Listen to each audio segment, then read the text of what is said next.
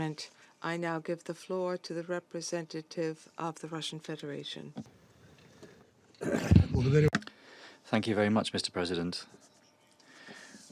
We really do regret that your presidency is darkened by the discord that we warned of. But we have to move on. I repeat that as a responsible member of the United Nations and the Security Council, the Russian Federation, together with India and China, does not share the approach imposed on us by Western states, who have already compelled a great many states in need to believe in it. The sponsors of the resolution talk of 113 countries who have supported this resolution. But what about the 80 countries that didn't support the resolution? Now many colleagues are criticizing the Security Council right of veto, but we've seen another example of its use by Russia, which ignored the opinion of the 113.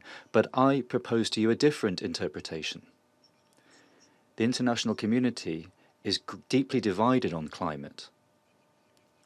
This was clear in Glasgow when there was a need for consensus, but that caused our Western colleagues to behave democratically and to consider the opinions of other countries. Now we're seeing an anti-democratic attempt to ignore the opinions of those 80 members of the UN that didn't support the text and to impose on them a position of a climate activist. This is a step back in trying to fight climate change.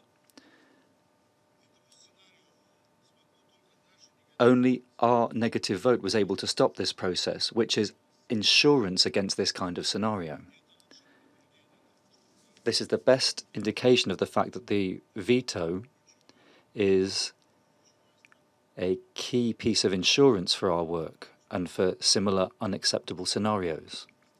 Furthermore, it became even clearer that the domination by Western countries of the Council in trying to get away from their responsibility for their own actions is an anachronism. In the course of discussing Security Council reform, we have to strengthen the voice of developing countries in Africa, Asia, and Latin America to correct this course.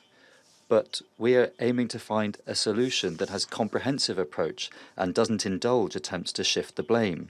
We recognize the fact that there are a range of different problems woven together: climate change, natural disasters, poverty, weak local authorities, terrorism. These are a very, very heavy burden for some countries and regions. And in each situation, there are specifics.